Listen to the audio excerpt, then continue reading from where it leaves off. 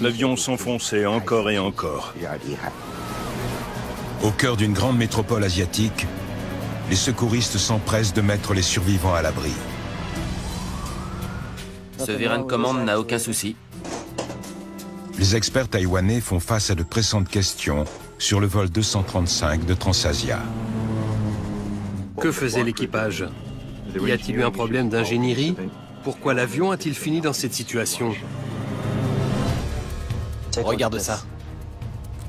Une vidéo va faire connaître le désastre de Taipei dans le monde entier. C'est terrifiant de voir les derniers instants d'une catastrophe défiler devant ses yeux. Qu'est-ce qui se passait dans cet avion?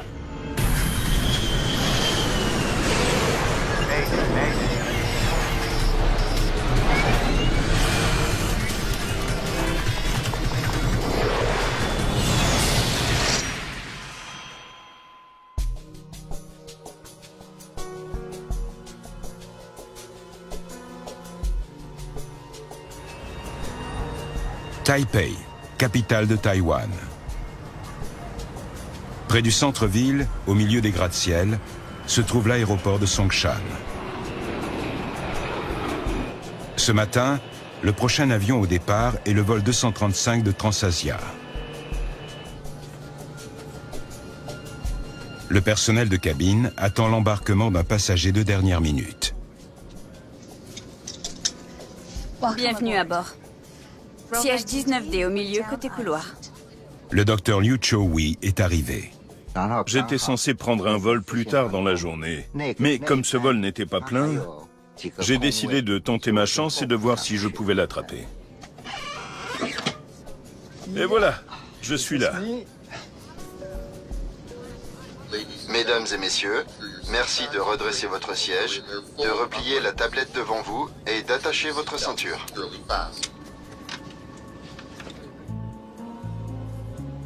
Trois pilotes aguerris sont présents dans le cockpit. Liu Tzu-chung, le copilote, comptabilise près de 7000 heures de vol. Pression d'huile? C'est bon.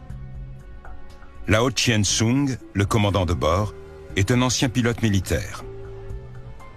Un troisième homme les accompagne en observateur. 45 starter off. Voyant démarreur éteint. Le vol 235 de Transasia est un vol régional reliant Taipei à l'île taïwanaise de Kinmen, au large de la Chine continentale. Le trajet devrait durer une petite heure. Vous désirez un journal? Oh, merci. Liu Cho-hui rentre chez lui à Kinmen, où il tient un cabinet médical. J'avais l'habitude de voyager avec Transasia parce que j'appréciais la qualité de leur service. Une fois à bord, j'aimais bien prendre un quotidien et je lisais les actualités. La cabine est prête, commandant. Bien reçu. Merci. Songshan Sol, Transasia 235. Demandons roulage. Transasia 235, piste 10, roulage via Whisky. Reçu. Whisky pour la 10. L'ATR 72600 est le dernier modèle en date du constructeur européen. Ces turbopropulseurs Pratt & Whitney sont très puissants et peu gourmands en carburant. C'est un appareil qui a connu un grand succès, en partie parce qu'il se révèle très rentable. Il est surtout utilisé sur de petites lignes régionales. Les écrans à cristaux liquides constituent la planche de bord tout écran. Non seulement les instruments analogiques, c'est-à-dire avec aiguilles, ont été remplacés par des écrans, mais plus largement, il s'agit d'un avion moderne, doté de grandes capacités d'automatisation. Les checklists électroniques changent automatiquement. Une fois que l'une est terminée, l'ordinateur passe à la suivante. Le copilote donne quelques explications à son collègue Hung Ping-chung, qui apprend à se familiariser avec la technologie de ce cockpit. On peut le faire manuellement? Oui, mais par exemple, quand on lance les moteurs, il passera à la page suivante dès que les bleeds auront été fermés. « 6 millions de passagers transitent par l'aéroport de Songshan chaque année. Pour les aiguilleurs du ciel, cela signifie une centaine de vols à gérer par jour. Transasia 235, piste 10, vent 100 degrés, 9 nœuds, autorisé décollage. Reçu. Autorisé décollage. PNC, préparez-vous au décollage. Bon vol à vous. Merci, vous aussi.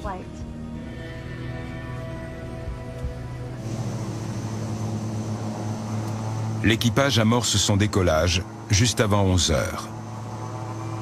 Instruments moteurs vérifiés normaux.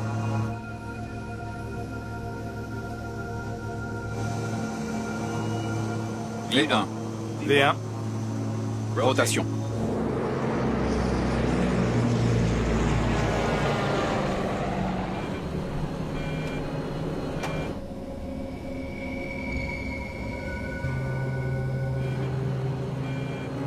Le commandant enclenche le pilote automatique et règle la vitesse et l'altitude désirée. Une fois l'avion dans les airs, l'équipage passe en revue un certain nombre d'éléments. Rentre le train. Train rentré.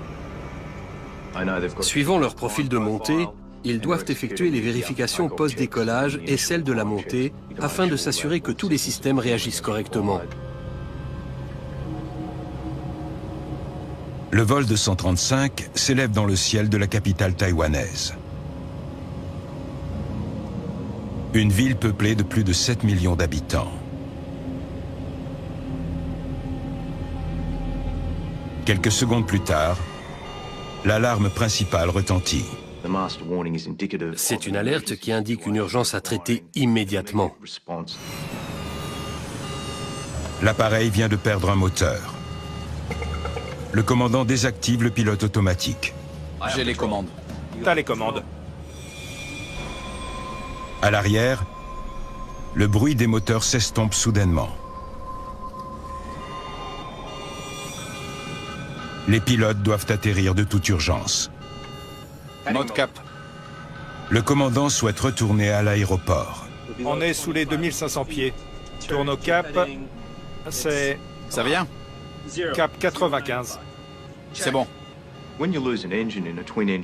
Quand on perd un moteur sur un bimoteur, il faut pouvoir maintenir la performance de montée, en veillant à ce que la vitesse relative ne chute pas trop pendant l'ascension. Extinction réacteur vérifiée. Vérifié. La vitesse et le taux de montée déclinent rapidement. Attention à la vitesse. Décrochage. Décrochage. L'avion vole trop lentement pour conserver sa portance. Décrochage. Décrochage. Quand l'alarme de décrochage se déclenche à basse altitude, la situation est critique. L'avion est à 1 km à peine de la piste.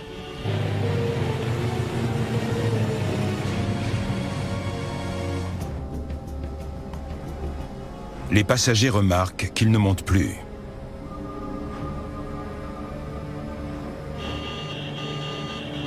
Relief, droit devant. Vous êtes bas! Le vibreur de manche est un avertisseur tactile. C'est la colonne de direction qui vibre fortement. C'est une façon très directe de dire au pilote d'agir immédiatement pour éviter à l'avion de décrocher.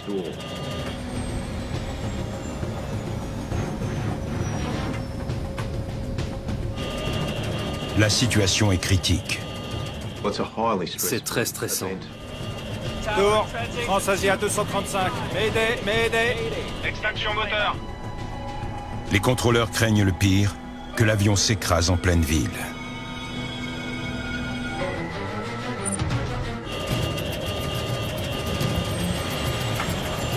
Extinction des deux moteurs. Comment c'est possible?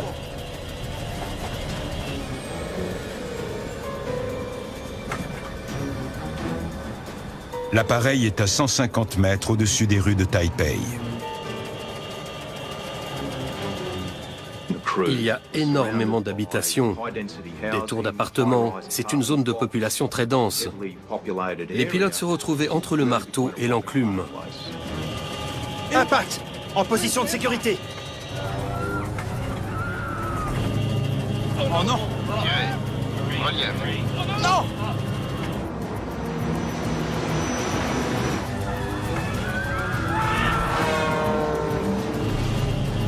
Tirez.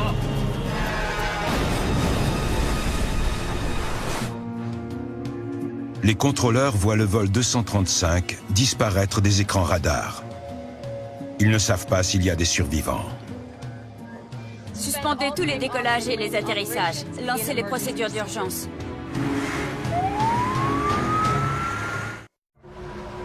Après avoir percuté une route surélevée dans le centre-ville de Taipei, le vol 235 de Transasia a fini sa course dans la rivière Keelung. Je sentais bien que quelque chose ne tournait pas rond. Je me disais, pourquoi y a-t-il de l'eau à mes pieds?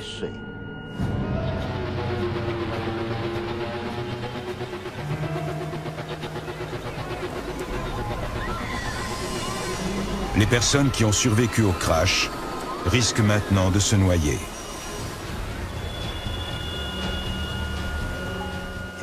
J'ai le souvenir très net d'une femme que j'ai prise pour une hôtesse de l'air. Je lui ai dit de ne pas avoir peur. Tout ira bien. Le niveau de l'eau commence à monter. L'avion s'enfonçait encore et encore. La température de l'eau était très froide. Je n'entendais plus rien. L'eau avait étouffé tous les bruits.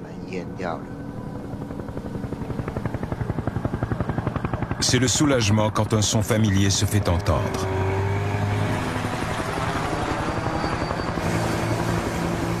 Les secouristes sont en route. Les urgentistes montent sur le fuselage pour extirper les survivants de la carlingue. Je n'avais qu'une hâte, que les portes s'ouvrent et que je sorte de là. Le courant est rapide et les rescapés encore sous le choc ne seront en sécurité qu'une fois conduits sur les berges.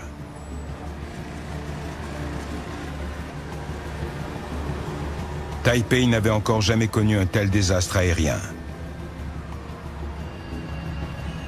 Sur les 58 personnes à bord du vol 235, on ne compte que 15 survivants. Les 3 pilotes sont morts.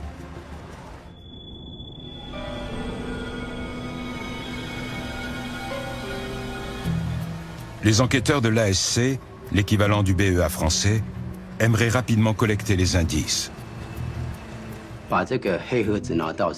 La priorité pour nous était de récupérer les boîtes noires. Mais nous devions attendre la fin des opérations de sauvetage pour pouvoir accéder à l'avion. Ils vont devoir se montrer patients.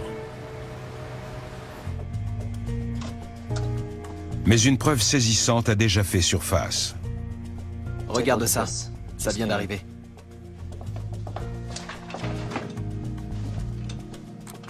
Passe-le sur le grand écran.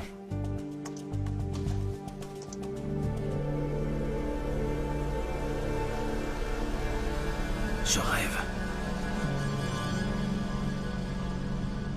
Qu'est-ce qui se passait dans cet avion? Repasse-le.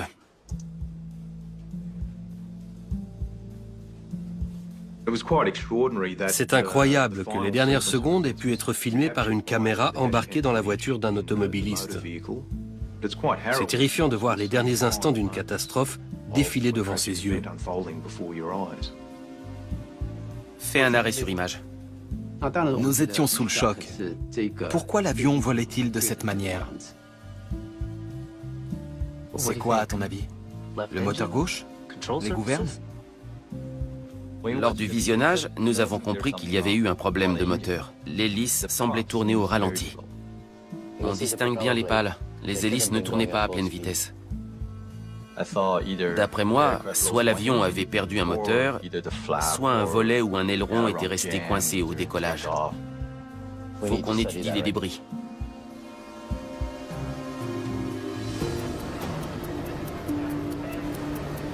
La carcasse du vol 235 est sortie de la rivière Keelung. Nous avons tout récupéré. Dans mes souvenirs, nous avions tout sorti à midi le deuxième jour.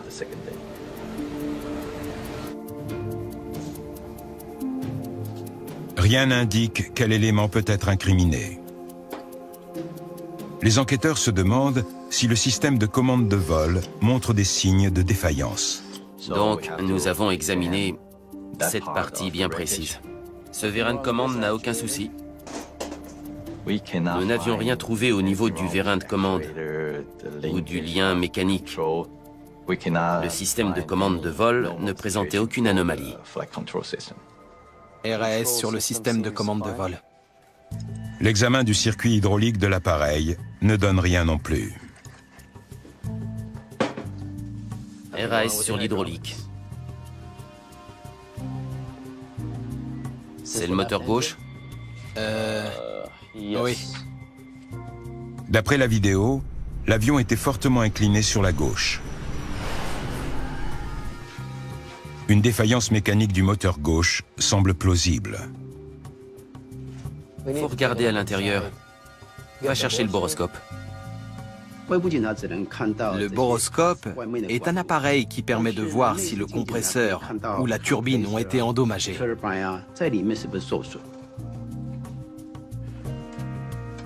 La turbine tourne à une vitesse extrêmement élevée. Elle peut être complètement détruite, même si elle n'est que légèrement abîmée.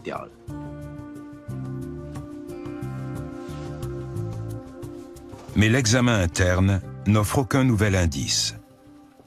L'inspection minutieuse a montré que tout était en place et que tous les éléments étaient en mesure de bouger librement. Le moteur gauche est opérationnel. C'est bizarre. D'autres possibilités doivent être envisagées. Et si c'était le moteur droit? Jetons-y un œil.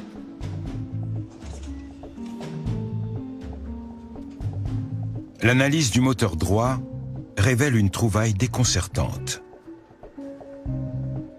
Regarde les pales. L'hélice est en drapeau. La mise en drapeau de l'hélice est une position de sécurité. Quand un moteur perd de la puissance en vol, les pales se mettent automatiquement parallèles au flux d'air afin de réduire la traînée. La mise en drapeau automatique de l'hélice permet de minimiser la résistance à l'air et donc de ne pas dégrader les performances de l'appareil. Cette découverte ne fait qu'épaissir le mystère. Pourquoi l'hélice droite est en drapeau? Alors que sur la vidéo, on voit clairement l'avion penché du côté gauche. C'est pas logique du tout. Examinons l'intérieur. Quand nous nous sommes aperçus que l'hélice était en drapeau, nous en avons conclu que le moteur avait eu un souci.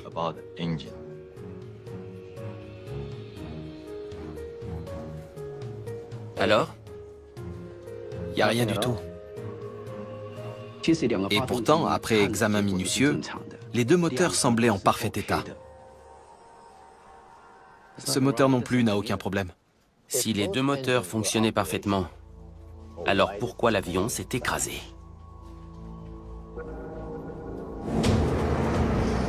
Les enquêteurs ont désormais deux questions liées. Qu'est-ce qui a provoqué la mise en drapeau de l'hélice droite? Relief, droit devant. Et pourquoi l'avion s'est-il violemment penché sur la gauche juste avant l'impact?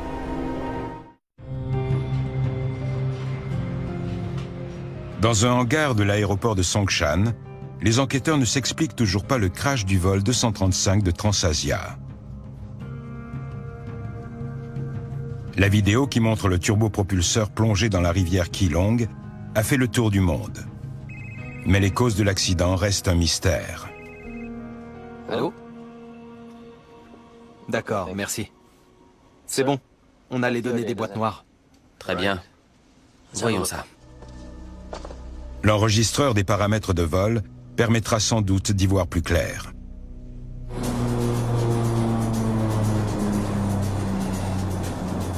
L'enregistreur des paramètres de vol contient entre autres des données sur le débit de carburant, la température des moteurs et la vitesse des hélices. Extinction réacteur vérifiée. Vérifié. Il est déjà établi que l'hélice droite s'est mise en drapeau avant l'impact. Attention à la vitesse.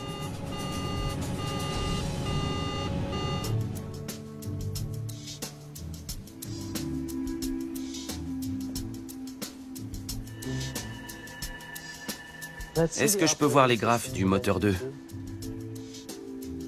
Les données expliqueront peut-être pourquoi. L'épluchage des données du moteur 2 a montré que les paramètres étaient normaux, que ce soit la pression de l'huile, la température du moteur ou le débit de carburant. Ce moteur n'a aucun problème. Pourtant, une donnée semble indiquer le contraire. Regarde ça. Le couple est sans dessus-dessous. Un paramètre, le couple, n'était pas homogène. Le couple est la mesure de la puissance d'un moteur à faire tourner une hélice. Il augmente et diminue en vol, mais il n'est pas censé fluctuer. Pourquoi il fluctue? Passe-moi le schéma. Les enquêteurs se penchent sur la façon dont les moteurs Pratt et Whitney mesurent le couple. Nous avons cherché la logique de conception du système. Quel est le lien entre le couple et la mise en drapeau de l'hélice? Ils s'aperçoivent que le système de mise en drapeau automatique dispose d'un détecteur électronique de couple qui mesure la force de torsion produite par le moteur. Un couple très faible est le signe que le moteur est défaillant. Le couple-mètre commande alors au système de mettre l'hélice en drapeau. Mais les enquêteurs savent que le moteur n'a pas connu de défaillance. Il n'y aurait alors qu'une seule explication. Et si c'était le capteur qui avait envoyé une mesure erronée? Leur doute porte non pas sur le moteur lui-même, mais sur le couple-mètre. Nous avons estimé que le problème venait du signal entre le détecteur de couple et le récepteur. Envoie le capteur au labo pour analyse. Si leur hypothèse est confirmée, alors ils auront résolu le mystère de la mise en drapeau de l'hélice.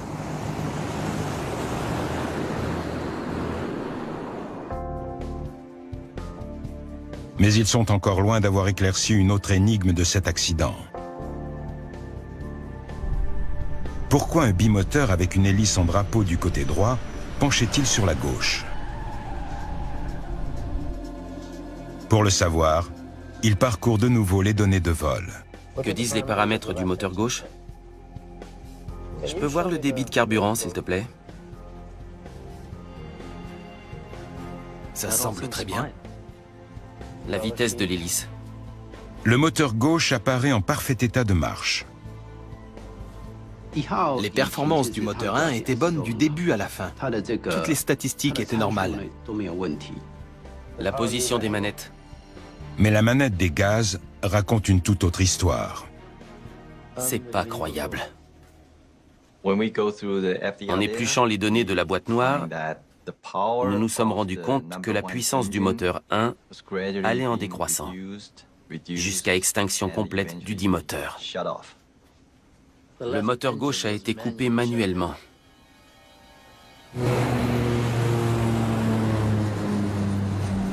L'ATR-72 n'est pas équipé d'automanette. Les manettes ne peuvent être actionnées que volontairement.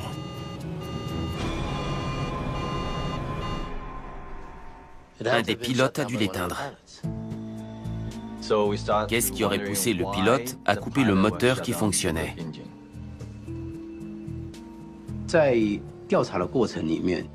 Pour être honnête, au début, cet acte nous a paru incompréhensible. C'est de la folie.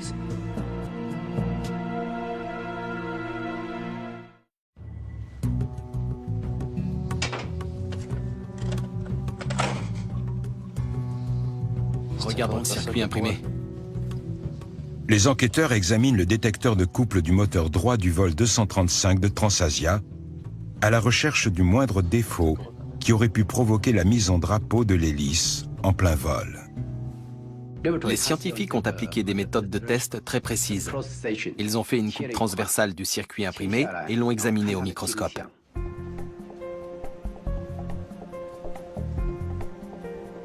Regarde ça. Une soudure brisée. Des défauts microscopiques sont décelés.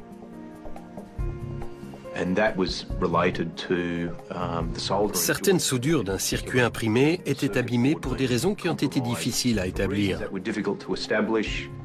À la base, c'était sans doute un défaut de conception ou quelque chose de cet ordre-là.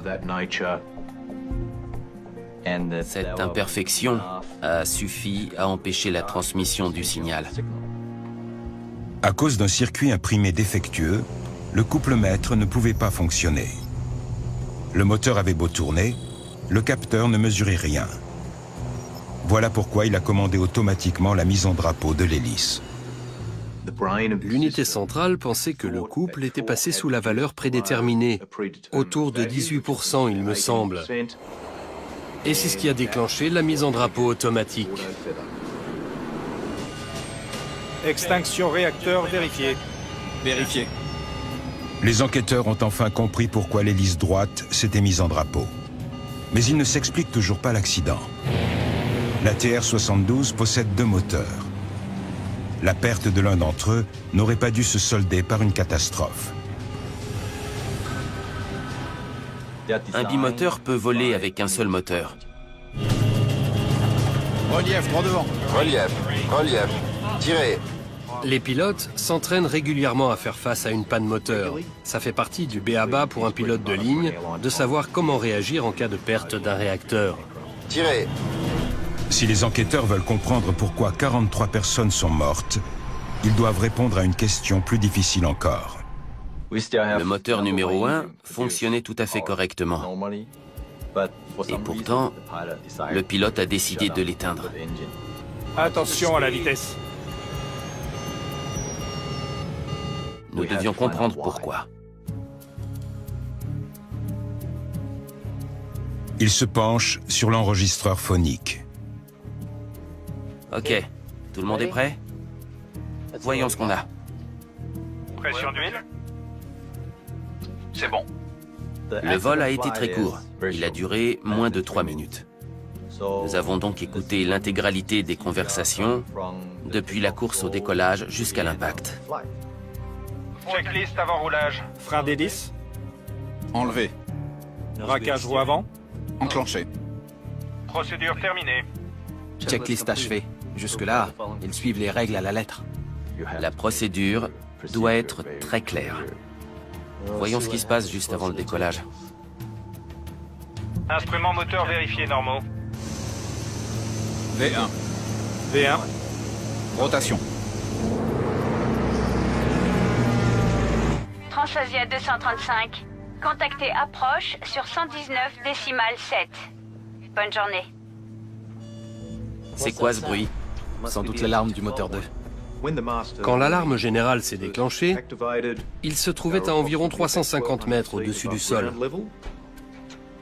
Ils sont dans un ATR 72-600. Ça ne devrait pas poser de problème. En suivant la procédure et en faisant les choses correctement, ils auraient dû pouvoir faire demi-tour et atterrir sans souci. On est à un moment crucial. Écoutons ce qu'ils ont fait. J'ai les commandes. Un son indique que le pilote automatique a été débranché.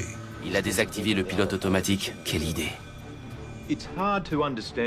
Il est difficile de comprendre pourquoi le pilote en fonction a désactivé le pilote automatique en pleine situation d'urgence.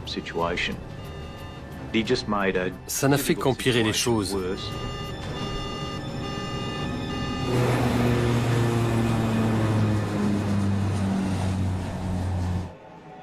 Continue. Extinction réacteur vérifiée. Vérifié. Leur attention a tout de suite été dirigée sur l'écran des pannes. Dans la TR-72, il indique clairement quel moteur est affecté. Une procédure apparaît alors à l'écran, qu'il suffit de suivre étape par étape. Mais au lieu de cela, Attention à la vitesse. le commandant fait quelque chose d'inexplicable. Je réduis le moteur 1. Il a amorcé une extinction du moteur 1 sans vraiment comprendre ce que lui disait l'ordinateur. Les 2 moteurs sont en mesure de produire de la puissance. Mais étant donné que le droit a son hélice en drapeau, il ne donne aucune poussée, comme une voiture au point mort. Quand le commandant réduit les gaz du moteur gauche, il se retrouve alors sans la moindre poussée. Il n'a pas vraiment compris que son geste avait finalement abouti à l'extinction du moteur 1. Qu'est-ce qui lui a pris?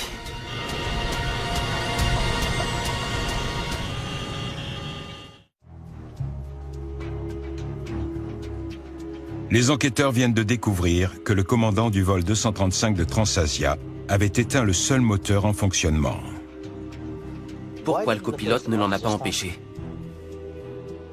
Il continue d'écouter l'enregistrement afin de cerner pourquoi cette erreur n'a pas été corrigée à temps.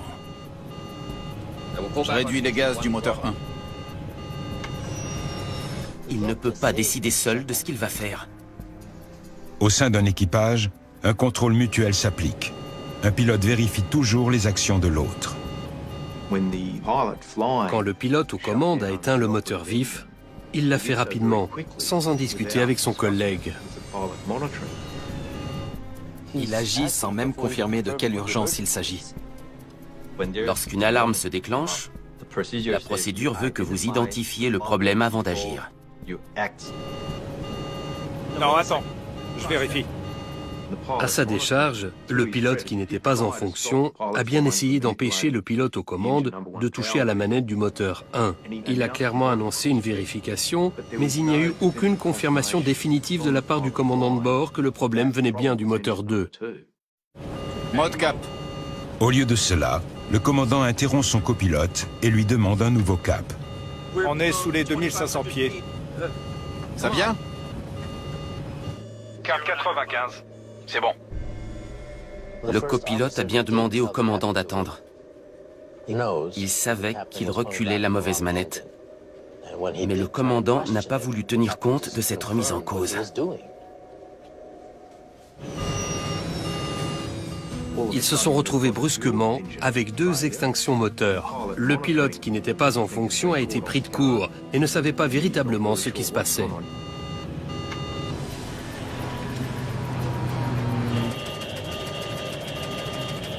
Relance le moteur. C'est impossible. Oh non. J'ai éteint le mauvais moteur. Le pilote en fonction s'est finalement rendu compte qu'ils étaient dans une situation très grave. Relance le moteur. C'est impossible. J'ai éteint le mauvais moteur. C'est malheureux. Quand je l'ai entendu dire « j'ai éteint le mauvais moteur », j'étais bouleversé. Lorsque le commandant s'aperçoit de son erreur, il est trop tard. Impact! En position de sécurité! Il est triste de constater qu'aucun des 2 pilotes n'a suivi correctement la procédure pour remédier à une extinction moteur post-décollage.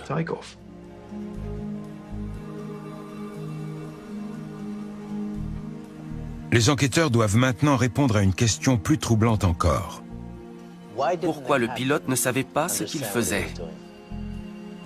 Le manque de discernement et de réaction appropriée de la part du commandant de bord a coûté la vie à 43 personnes. Il a cru que le moteur gauche avait lâché, alors même que l'avion lui indiquait clairement que c'était le droit. Comment se fait-il que le commandant ait commis une telle bévue? Quels étaient ses antécédents? En creusant dans son passé, les enquêteurs font une découverte surprenante. Il a échoué à un test d'aptitude crucial. Dans son dossier de formation, il était écrit noir sur blanc qu'il était enclin à la nervosité. J'ai les commandes. T'as les commandes. Il se sentait un peu débordé en situation de crise et il avait tendance à agir prématurément dans ce genre de cas. Je réduis le moteur 1.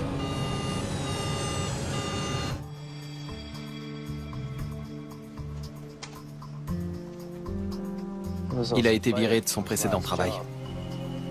Liao Chien-sung avait beau être un pilote militaire accompli, son parcours dans le civil laissait à désirer.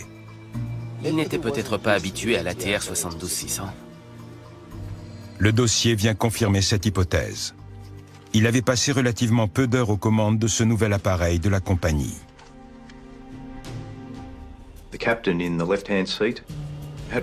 Il totalisait à peu près 5000 heures de vol, dont environ 250 à bord de l'ATR 72-600.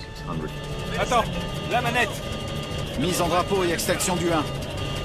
L'ATR 72-600 est connu pour son avionique avancée. Les enquêteurs en viennent à se demander si cet appareil, doté d'une planche de bord tout écran, n'était pas trop compliqué à exploiter en situation de crise pour un pilote relativement inexpérimenté. Relance le moteur. C'est impossible. Un pilote peut vite se retrouver noyé sous un volume important d'informations. Il doit également considérer la nature de l'automatisation et des modes qui lui sont présentés. C'est plus compliqué. Oh non. J'ai éteint le mauvais moteur. Cette surcharge d'informations a-t-elle conduit à la mort de 43 personnes au cours de l'accident aérien le plus terrible que Taïwan ait connu?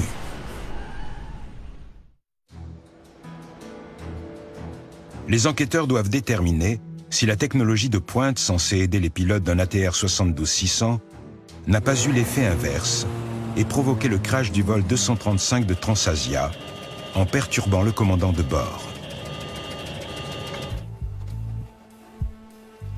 Alors, prêt à quitter Taipei? Allons-y. Pour ce faire, il configure un simulateur à l'aide des données du vol 235. Nous avions en notre possession les informations météo, les paramètres de vol, les conversations des pilotes. Le tout nous a permis de reconstituer les conditions de l'accident. Le vol est reproduit avec exactitude. Vitesse identique, même taux de montée, et au bout de 37 secondes, la même alarme se déclenche. C'est l'alarme pour l'extinction du moteur 2. L'ordinateur de bord identifie immédiatement quel moteur a perdu sa poussée. Pilote automatique engagé. Suivre la checklist. La checklist apparaît automatiquement, claire, concise et simple à suivre. Puissance augmentée sur le 1. Drapeau automatique sur le 2. C'est bon. Extinction moteur 2 confirmée. Confirmé. Sécuriser moteur 2. Le pilote non en fonction doit mettre le moteur dont l'hélice est en drapeau sur ralenti. Le pilote en fonction, lui, doit conserver le moteur vif. Ensuite, il faut mettre la manette de régime en position pour couper l'arrivée du carburant. Robinet carburant coupé. C'est bon. C'est comme ça que le moteur est sécurisé et éteint. Moteur 2 sécurisé. Désormais poussé par un seul moteur, l'avion continue sa montée grâce au pilote automatique. L'ordinateur de bord a bien fait son travail et a aidé les pilotes à éviter la catastrophe. C'était gérable. L'équipage pouvait monter à une altitude de sécurité et reconsidérer les options qui s'offraient à lui. Il ne nous reste plus qu'à faire demi-tour et atterrir. J'ai une idée. Voyons ce qui se passe si on laisse l'avion voler seul. Relance depuis le début. Je relance. Lors du test en simulateur, nous avons tenté de savoir ce qui se serait passé si les pilotes n'avaient rien fait. Aussi incroyable que cela puisse paraître, sans aucune action de l'équipage, l'avion ne se serait pas écrasé. L'appareil aurait continué de monter et de voler sans le moindre problème. L'avion était conçu pour gérer ce genre de situation, à condition qu'aucune erreur ne soit commise. La planche de bord tout écran n'est donc pas en cause. Ce n'est pas la technologie de pointe de l'ATR 72-600 qui a conduit au crash du vol 235. Un autre facteur a dû jouer un rôle. En épluchant les rapports d'incidents où le même genre d'erreur a été commis, les enquêteurs découvrent une possibilité intrigante. Interruption et multitâche. Le commandant de bord avait beaucoup à faire. Prendre les commandes l'a détourné du contrôle mutuel indispensable. Il faisait plusieurs choses à la fois. Attention à la vitesse. Il était sous le coup d'une cécité au changement. Quand on a son attention focalisée sur quelque chose et qu'un changement important intervient ailleurs autour de soi, le cerveau ne le perçoit pas et l'individu passe totalement à côté.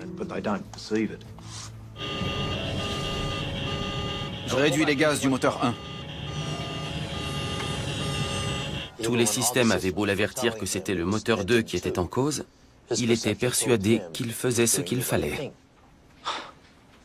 Cécité au changement. Son copilote a bien tenté de le prévenir. Non, attends. Je vérifie. Le commandant semblait aveugle aux avertissements clairs qui lui indiquaient la mise en drapeau de l'hélice du moteur droit.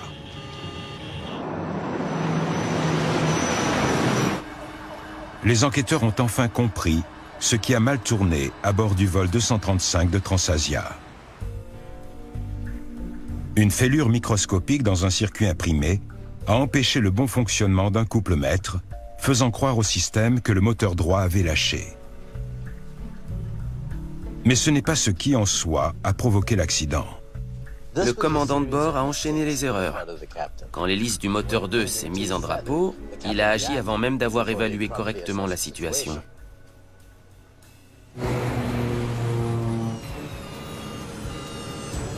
Il aurait dû suivre sa checklist. J'ai les commandes. Au lieu de cela, il a débranché le pilote automatique et réduit les gaz du mauvais moteur. Je réduis les gaz du moteur 1.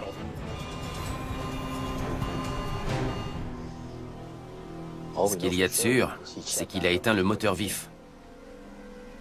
Quand il s'en est aperçu, c'était trop tard. Relance le moteur.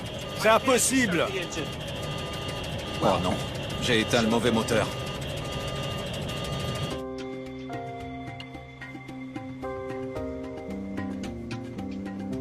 Pourquoi Transasia l'a embauché? Les enquêteurs creusent dans le passé de la compagnie Regarde cet article. dans le but de comprendre comment un pilote au dossier aussi limite a pu être recruté. Et celui-ci? Cette compagnie s'est développée rapidement. En quête de nouvelles parts de marché, la compagnie était à la peine face aux plus grands du secteur sur un marché asiatique ultra concurrentiel. Transasia Airways, en tant qu'opérateur régional, avait du mal à recruter et à garder les très bons éléments que toutes les compagnies s'arrachent.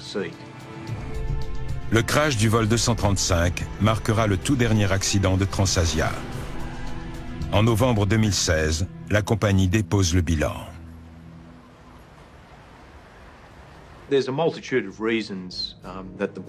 Le conseil d'administration a décidé de liquider la société pour une multitude de raisons.